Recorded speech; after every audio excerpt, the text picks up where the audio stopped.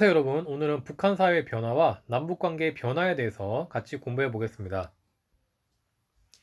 1950년대 후반 같은 사회주의 국가인 중국과 소련은 스탈린 사망 후에 서로 대립 관계가 형성되었습니다.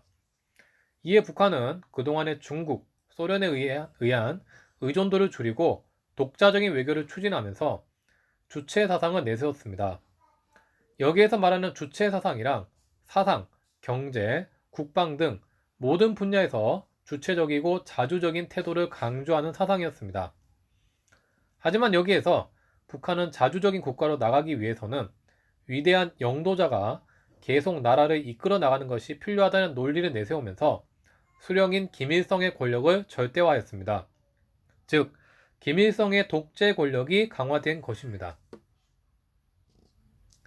김일성의 권력은 이후에 김정일, 김정은 등에 의해서 2대, 3대로 세습되었습니다. 하지만 북한의 경제체제는 그다지 좋지 못했습니다. 남한과는 달리 중소분쟁으로 인해 사회주의 국가들의 지원이 점차 끊어지게 되었고, 미국과 대치 중인 상황 때문에 계속해서 많은 양의 돈을 국방비로 지출해야만 했던 것입니다. 특히 그런 상황에서도 북한은 고립주의 정책을 고수했기 때문에 많은 기근과 생활난에 허덕였습니다. 이런 북한의 변화가 찾아왔던 것은 1980년대부터입니다. 당시 북한은 경제 위기를 극복하고자 하병법을 신설해서 외국 자본의 유치를 시도하였습니다. 뿐만 아니라 남한과의 관계 개선에도 주목해서 개성공단, 금강산 관광특구 등을 지정하기도 했습니다. 하지만 북한의 이런 시도도 지속적이지는 못했습니다. 다시 남한과 관계가 악화됨에 따라서 현재는 개성공단, 금강산 관광사업 모두 중단된 상황입니다. 한편으로 북한은 갈수록 중국에 대한 경제 의존도만 키우고 있습니다. 앞으로 북한이 어떤 달라진 태도를 보일지 주목되는 부분입니다. 자, 이번에는 이어서 남북관계 변화에 대해서 같이 공부하겠습니다.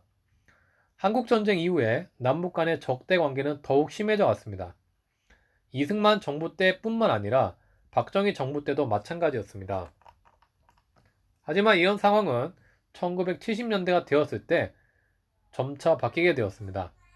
당시 국제적으로 냉전 체제가 점차 완화되고 있었고, 이런 분위기에 발맞추어서 72년 남북한은 7.4 남북 공동성명을 깜짝 발표했습니다. 여기에서는 자주, 평화, 민족 대단결 등 3원칙 하에 남북조절위원회를 설치해서 남북한의 통일 방안을 논의하기도 했습니다. 당시 분위기를 보면 남한 사람들은 금방이라도 통일이 될 것 같은 착각 속에 있었다고 합니다. 하지만 이는 국제 정세에 맞게 남북한도 따라서 움직인 제스처에 불과했고, 실제로는 남북한 모두 통일을 추진한다는 명목하에 유신 헌법과 사회주의 헌법을 제정해서 독재 체제 강화에 활용하였습니다. 1990년대에도 남북한 관계는 발전이 있었습니다.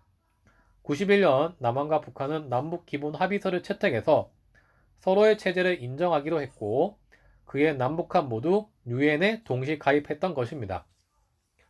김대중 정부 때는 햇볕 정책을 추진해서 금강산 관광이 시작되었고, 2000년에는 처음으로 남북 정상회담이 개최되기도 하였습니다.